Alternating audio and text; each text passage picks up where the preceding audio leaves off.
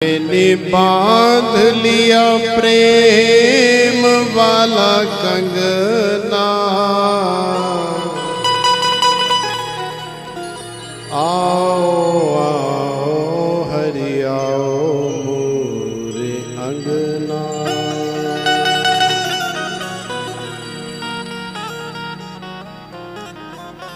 तो देखो इस प्रकार की जो सोच होती है कि संसार का धन दौलत मिल जाए, संसार का वैभव मिल जाए, उसके बाद फिर हम भगवान का भजन करेंगे, भगवान के जनों की सेवा करेंगे, भगवान को अपने घर में बुलाएंगे, साधु संतों की कथा कराएंगे, अपने घर में बुला करके सेवा करेंगे, गौ सेवा ब्राह्मण सेवा करेंगे। लेकिन पहले हमें कम से कम अर्थ की प्राप्ति तो हो।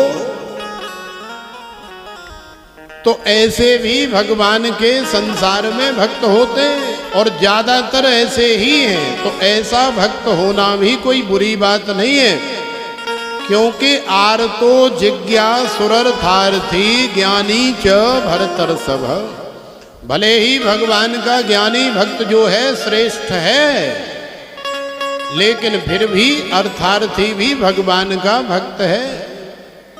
भाई संसार भी चाहिए, संसार की धन दौलत माया भी चाहिए, उसके साथ में भगवान भी चाहिए। तो बुरी बात नहीं है। कई लोग ऐसे होते हैं ना कि केवल संसार चाहिए, केवल संसार का ही चाहिए, भगवान से हमें कोई लेना देना नहीं, भगवान नहीं चाहिए। तो ऐसे जीवों को धिक्कार है। ऐसे जीवों का मनुष्य जन्म लेना या मनुष्य शरीर धारण करना ही व्यर्थ है। जब भगवान ने इतनी छूट दे रखी है, 4 श्रेणियां बना रखी हैं कि आर्त भक्त बन जाओ, संसार से डर करके धमक करके परेशान होके तंग होके भी मेरी शरण में आ जाओ, तो भी मैं माने उसे स्वीकार कर लेता हूं। अपिचेसु दुराचारो भजते माम अनन्य भाग, साधुरेव समन्तव्य सम्यक व्यवसितो हि सह। क्षिप्रम भवति धर्मात्मा सस्वच्छान्तिम निगच्छति, कौन्तेय प्रतिजानी हे न मे भक्त प्रणश्यति। भगवान कह रहे हैं कि ऐसे जन को भी मैं क्षिप्रम भवति धर्मात्मा, जब मेरे दर पर आ जाता है, मेरी भक्ति रूपी मंडली में सम्मिलित हो जाता है, तो मैं उसे उसी समय धर्मात्मा मान लेता हूँ। क्षिप्रम भवति धर्मात्मा, और फिर उसे सदा सर्वदा रहने वाली शाश्वत शांति। क्षिप्रम भवति धर्मात्मा शाश्वत शांतिम निगच्छति, मैं उसे सदा सर्वदा रहने वाली शांति प्रदान कर देता हूं, उसके जीवन में फिर आनंद हो जाता है। हे कुंती पुत्र अर्जुन कौन्तेय प्रतिजानी है न मे भक्त प्रणश्यति। ऐसा भी यदि कोई मेरा भक्त है तो मेरे भक्त का नाश नहीं होता, मेरा भक्त कभी अधोगति को प्राप्त नहीं होता। तो भगवान की भक्ति कैसे भी आए, चाहे आर्त बन के आए, चाहे जिज्ञासु बन के आए, और चाहे अर्थार्थी बन के आए, कैसे भी आए, आए तो सही। अब सभी अर्जुन जैसे ज्ञानी च भरतर्षभ, अर्जुन जैसे सभी ज्ञानी भगत थोड़े ही हो जाएंगे भगवान। और अर्जुन भी पहले ज्ञानी कहाँ थे, बाद में भगवान ने जब दिव्य ज्ञान प्रदान किया, भगवान ने विशेष कृपा करी, तब जाकर के ज्ञानी भगत बने। अब देखो श्रीधाम वृंदावन में एक संत थे जिनका नाम है श्री माधव दास जी। भिक्षा करते थे, 2-4 घरों से एक एक रोटी की भिक्षा करते थे। तो 4 या 5 रोटी जितनी उन्हें 24 घंटे के लिए चाहिए थी वो ले आते थे और भगवान की बड़ी सुंदर भजन बंदगी करते थे, बड़ा आनंद से अपना जीवन व्यतीत कर रहे थे। एक बार मन हुआ कि चलो थोड़ा दूसरी जगह जाकर के आनंद लिया जाए, तो द्वारकापुरी में चले गए, श्री जगन्नाथ जी के धाम में, जगत के नाथ के चरणों में चले गए। तो श्री जगन्नाथपुरी में भी भिक्षा करते हैं और वहां भी ऐसे ही 2-4 घरों से मांग करके और अपना जीवन यापन करते हैं। तो एक मैया, अब सबका स्वभाव अलग अलग होता है, बूढ़ी मैया रोज देखती थी कि ये बाबा रोज आता है हमारे दर पे, लेकिन मैंने कभी इसको कोई रिस्पॉन्स नहीं दिया, कभी रोटी नहीं दी, कभी दाल नहीं दी, कभी सब्जी नहीं दी, लेकिन फिर भी ये ऐसा बाबा है कि ये पीछा ही नहीं छोड़ता है, रोज आ जाता है द्वार पे, भिक्षाम देहि। तो उस दिन जब श्री माधव दास जी गए भिक्षा लेने के लिए, तो उस दिन वो पहले कच्चे तो मकान हुआ करते थे, तो पोता लगा रही थी।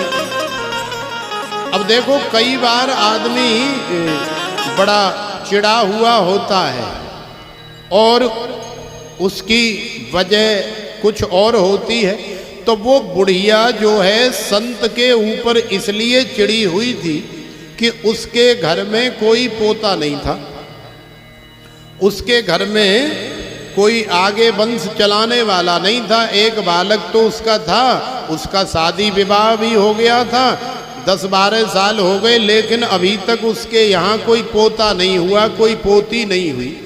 तो वो अपने मन में ऐसा सोचती थी कि जब हमारे घर में कोई लाला नहीं हो रहा है, कोई लाली नहीं हो रही है, तो हम काय को धर्म कर्म करें, हम काय को ये साधु संत महात्माओं को खिलाएं पिलाएं, ऐसा करने से हमें क्या फायदा।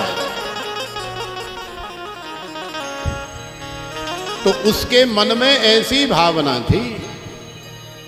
अब पोता लगा रही थी और माधव दास जी द्वार पर खड़े होकर के कह रहे हैं कि भिक्षाम देहि।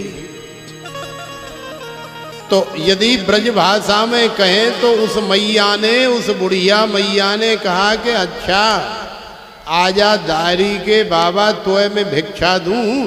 और जिस पोता को लगा रही थी, पोता जानते हैं आप, एक कपड़ा होता है 1-8 मीटर का, और उसे ऐसे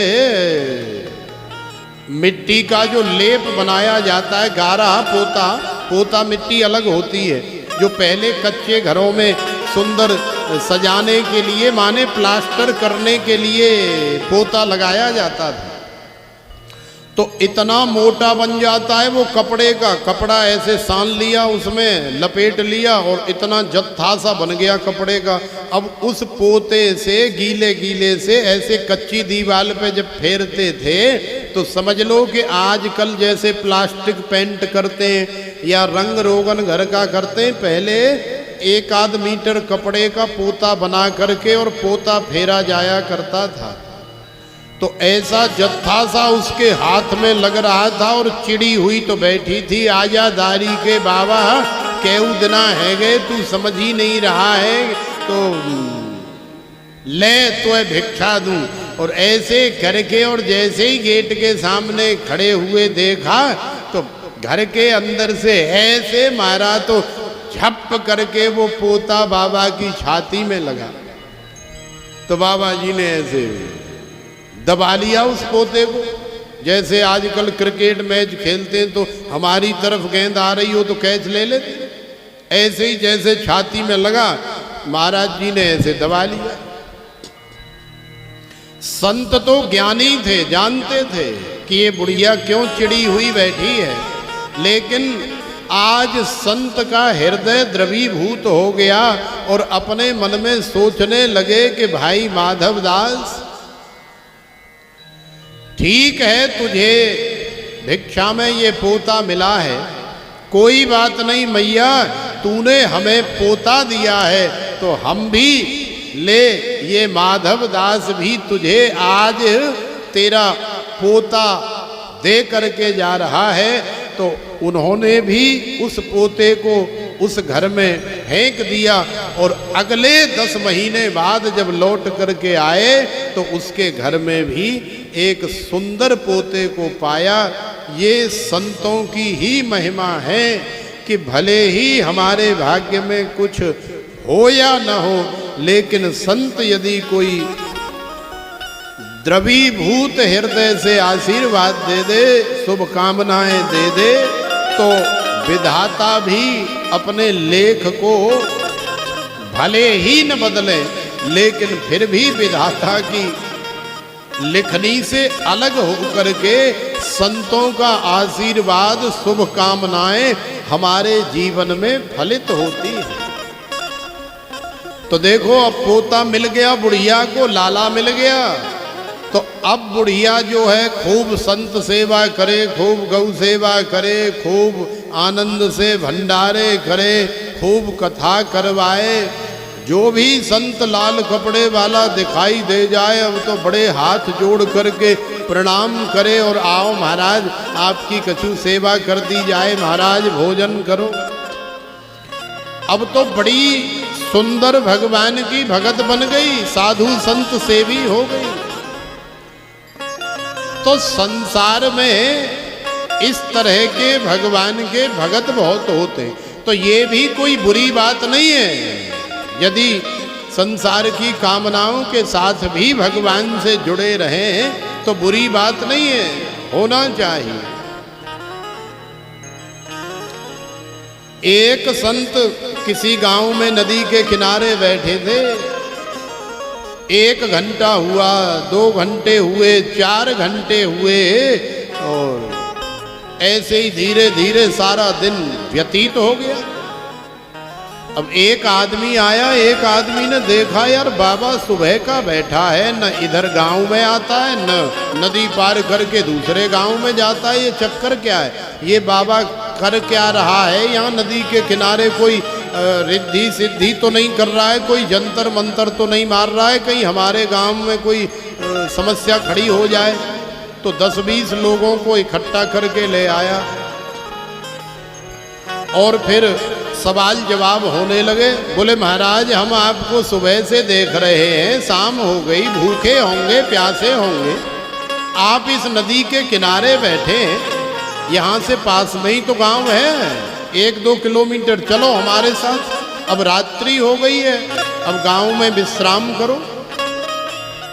तो संत ने कहा कि नहीं भाई, मैं आपके गांव नहीं जाना चाहता, मैं वो परली पार में जो दूसरे गांव हैं मैं उधर जाना चाहता हूं। तो नाव वगैरह की उस समय वहां व्यवस्था नहीं थी, कोई घाट वाट तो था नहीं। तो लोगों ने कहा कि महाराज फिर आप ऐसा करो कि अपने कपड़े जो है एक पोटली में बांधो। ज्यादा बड़ी नदी तो है नहीं, छोटी नदी है, गांवों में कितनी बड़ी नदी होती है। पोटली में बांध करके और पल्ली पार ये कपड़े फेंक दो और यहाँ से तैर करके चले जाओ या वैसे चले जाओ। ज़्यादा जल नहीं है, केवल तुम्हारी गर्दन तक या तुम्हारी छाती तक ही जल होगा, बहुत ज़्यादा जल भी नहीं है, आप आराम से पल्ली पार जा सकते हैं। तो संत ने कहा कि नहीं, मैं ये चाहता हूँ कि ये नदी का जल जो है रुक जाए और नदी बिल्कुल सूख जाए, एकदम ऐसे रेतीली जमीन की तरह हो जाए, तब मैं फिर आगे की तरफ जाऊं, मैं ये चाहता हूं। तो 2-4 हमारे जैसे जो मूर्ख बाबा के साथ गांव वाले खड़े थे, वो हा हा हा हा करके हंसने लगे। बोले देखो कैसे पागल महात्माएं सारी दुनिया को ज्ञान बांटते फिरते हैं, कथा करते हैं, प्रवचन करते हैं, बड़ा ज्ञान छांटते हैं, और इनको ये भी नहीं पता है कि नदी का जल तो रुकने वाला है नहीं। भाई ये तो हम देख रहे हैं, इतने वर्ष हो गए, इसमें तो अहरनिश दिन में देखो चाहे रात्रि में देखो जल चलता ही रहता है। अब ऐसे तो ये बाबा यहाँ बैठे बैठे मर जाएगा, जीवन पूरा हो जाएगा इसका, लेकिन ये जल तो रुकने वाला नहीं है, जल थमने वाला नहीं है, नदी सूखने वाली नहीं है, तो ये बाबा जाएगा कैसे? लेकिन महाराज की जिद है, बाबा जी की जिद है कि नहीं, जब ये नदी सूख जाएगी तभी हम इसे पार करेंगे और अगले गांव में जाएंगे। तो फिर गांव वालों ने कहा कि महाराज शायद आपको पता नहीं है कि ये नदी सूखने वाली नहीं है, आपका जीवन पूरा हो जाएगा। महाराज आप तो बड़े ज्ञानी महात्मा लग रहे हो, फिर ऐसी पागलों वाली बातें क्यों कर रहे हो? तो महात्मा ने कहा, उन महाराज ने कहा कि देखो मैं पागलों वाली बात नहीं कर रहा, मैं भी जानता हूं कि ये नदी रुकने वाली नहीं है, जल थमने वाला नहीं है, मुझे इस जल के रहते हुए इसे पार करना पड़ेगा। लेकिन शायद तुम लोग पागल हो, तुम लोग भूल गए हो, क्योंकि तुम्हारे गांव वाले बहुत सारे लोग तुम में से कहते हैं, जब भी हम कभी जाते हैं गांव में सत्संग करने तो कहते हैं महाराज पहले दुकान चलने लग जाए, घर में संतान हो जाए, थोड़ा धन दौलत आ जाए, थोड़ा तरक्की हो जाए, अमुक काम हो जाए, ढिकाना काम हो जाए, फलाना काम हो जाए, ऐसा हो जाए, वैसा हो जाए, फिर भजन करेंगे, फिर सेवा करेंगे, फिर सुमिरन करेंगे। तो मैं समझाते समझाते थक गया कि भाई संसारयम दुखालयम अशाश्वतम अनित्यम, संसार में ये जो तुम सुख ढूंढने का प्रयास कर रहे हो वास्तव में ये तुम्हारी मूर्खता है। अभी हम लोग सोचते हैं ना कि यार हम अकेले हैं, यदि हमारा विवाह हो जाए, शादी हो जाए तो हम 2 जने हो जाएंगे, तो शायद मैं सुखी हो जाऊंगा। अपने मन की बात अपनी धर्म पत्नी से करूंगा, वो अपने मन की बात मेरे साथ करेगी, तो हम लोग आराम से अपना जीवन काट लेंगे। अब शादी विवाह भी हो गया भगवान की कृपा से। अब शादी विवाह करके 2-4 दिन तो सुख का अनुभव किया, उसके बाद फिर एक नई कामना हो गई कि अब हमारे घर में एक आध लाला लाली भी हो जाए, संतान हो जाए, तो शायद हम दोनों सुखी हो जाएं। फिर भगवान की कृपा हुई, भगवान की कृपा से संतान भी हो गई। अब संतान हो गई तो अब 4 हो गए, 4 हो गए तो खर्चे भी बढ़ गए, खर्चे भी डबल तिबल हो गए।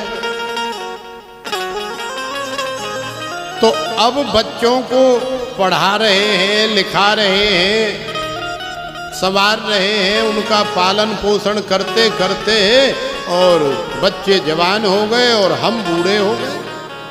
तो अभी तक हम सुखी नहीं हुए।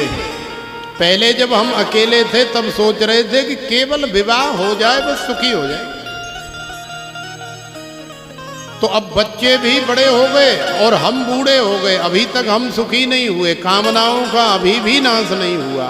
अब सोच रहे हैं कि हमारे लाला का विवाह हो जाए तो फिर हम ये सब दुनियादारी छोड़ करके और कहीं आश्रम में जाके या कहीं जंगल में जा करके भगवान का भजन करेंगे। तो भगवान की कृपा से बालकों के शादी विवाह भी हो गए और शादी विवाह होने के बाद फिर महात्मा ने कहा भैया अब तो गारंटी सी खत्म हो रही है। गारंटी कार्ड पे जो 5 साल की, 10 साल की या 20 साल की जो गारंटी आती है वो एक्सपायर हो गया है और गारंटी समाप्त होने के बाद तो फिर किसी तरह की कोई गारंटी है ही नहीं। फिर तो पैसा लगेंगे, कोई मान लो कोई आइटम गारंटी वाला खराब हो गया तो वो फ्री में ठीक होने वाला नहीं है। तो अब आपकी गारंटी समाप्त हो गई है, अब तो घर छोड़ करके भजन करो। हाँ हाँ महाराज बड़ी कृपा भाई, आपने हमें याद दिलाया, लेकिन हमें भी स्मरण है। बस ये अभी अभी वो बालकों का विवाह हुआ है, अब इसके माने मैं अपने पोते का मुंह और देख लूं, इसके भी बालक हो जाए, उसके बाद फिर मुझे क्या करना है? भजन ही तो करना है, भजन करने चला जाऊं। संत चले गए, बोले ठीक है भाई तेरी जैसी मर्जी। अब बालकों के भी बालक हो गए, तो अब बालकों के बालकों को खिला रहे हैं। अब तो खुद तो हो गए बूढ़े बाबा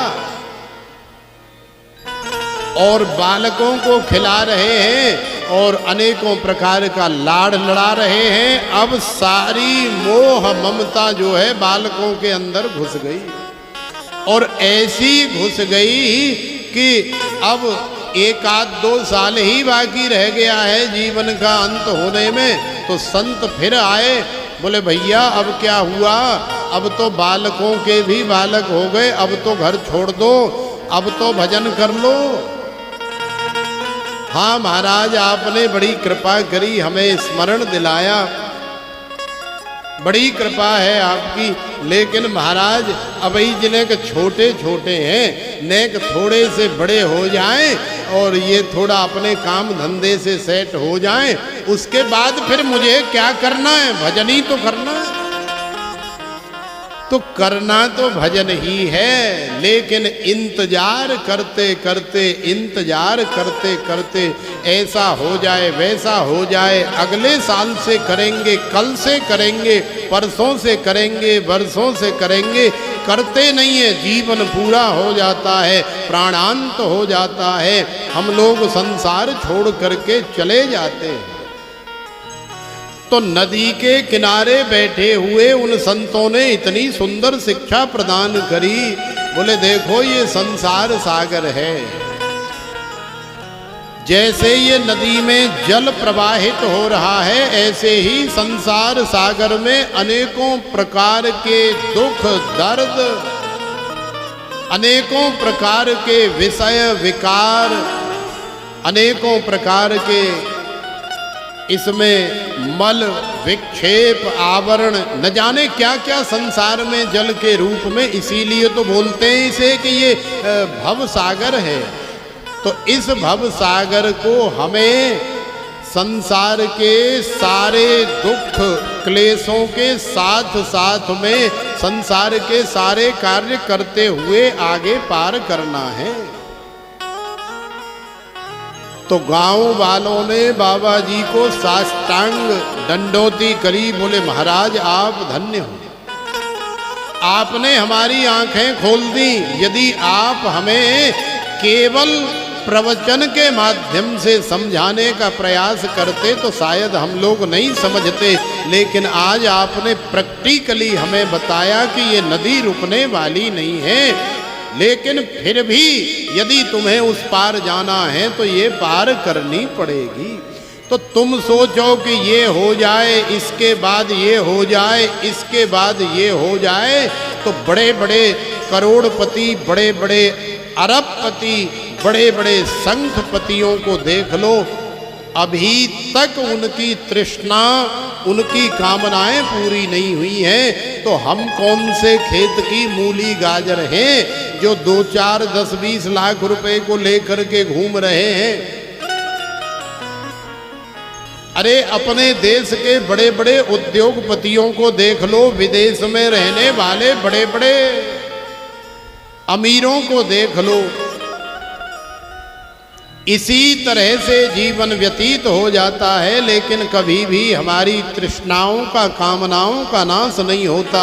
इसलिए संसार की तृष्णा कामना के साथ हमें इस भव सागर को पार करना है, और इस भव सागर को पार करने के लिए हमें भगवान ने ये साधन धाम मोक्ष करे द्वारा ये शरीर रूपी साधन प्रदान किया है। अब इस शरीर रूपी साधन को आप हमारी बरसाने वाली किशोरी श्री राधिका रानी के नाम रूपी जहाज में बिठा करके ले जाओ, तो निश्चित रूप से ये भव सागर पार हो जाएगा। तो आइए बरसाने वाली को हम एक भाव के माध्यम से याद करें, उनका नाम लें, उनका कीर्तन करें।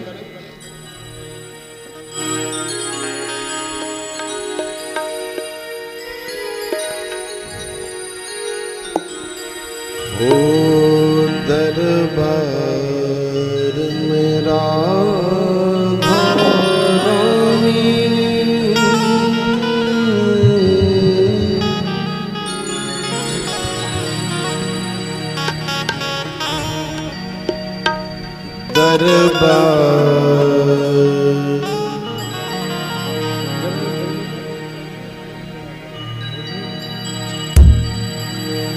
दरबार मेरा धारानी के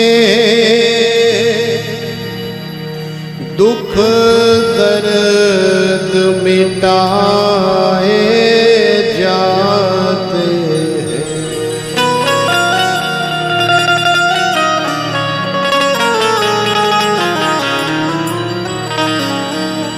दरबार मेरा धारानी के दुख दर्द मिटाए जाते हैं। दरबार मेरा धारानी के दुख दर्द मिटाए जाते हैं।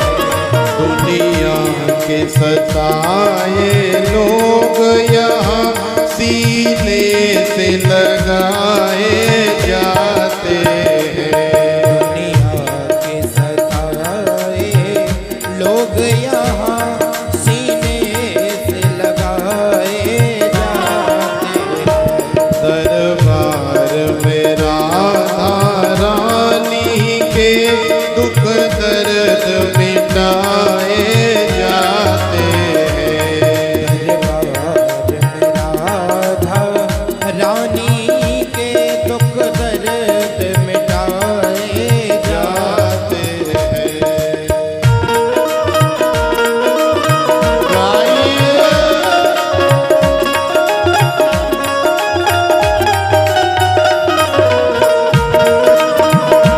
राधे राधे।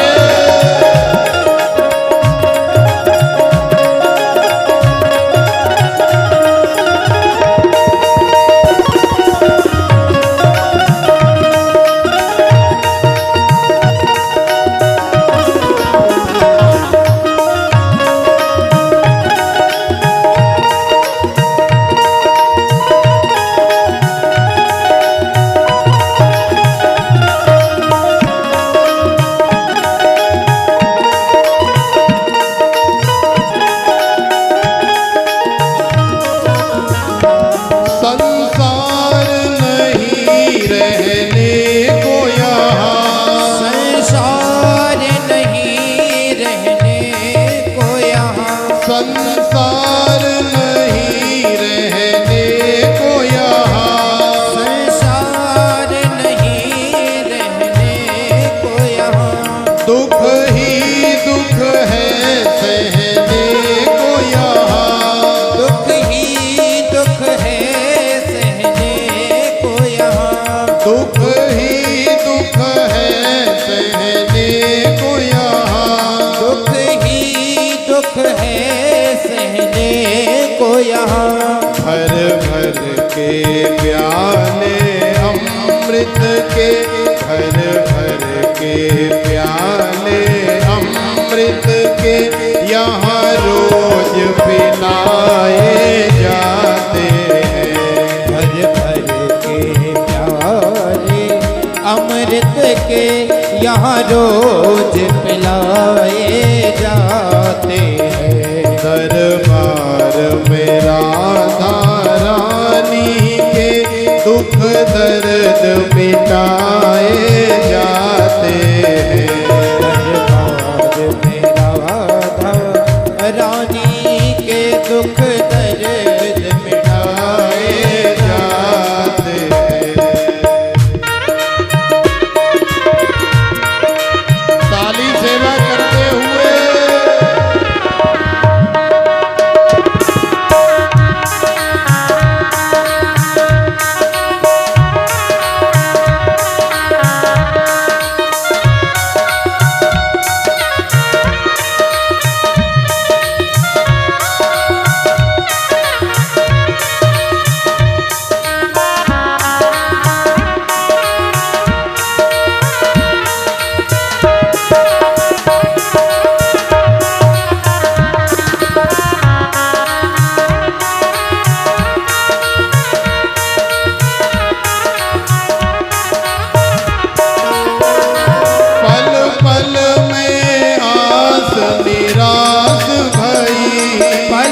पल में आस निरास भई, पल पल में आस निराश भई, पल पल में आस निरास भई।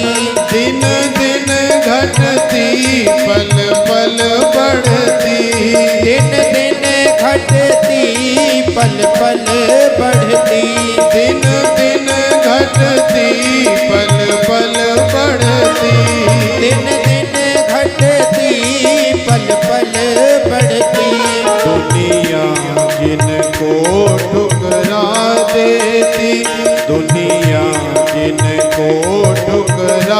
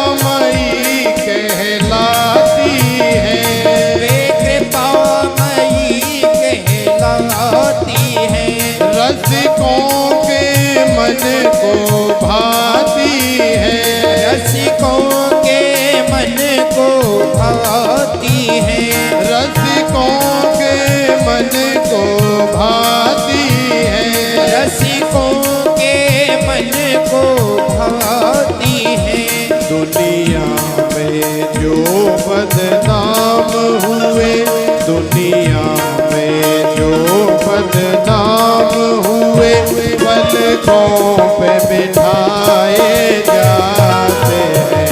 दुनिया में जो बदनाम हुए, पलकों पे बिठाए जाते हैं।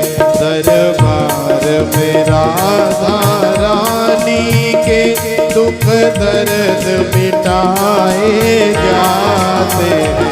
दरबार में राधा रानी के दुख दर्द मिटाए जाते हैं। दुनिया के सताए लोग यहाँ सीने से लगाए जाते हैं।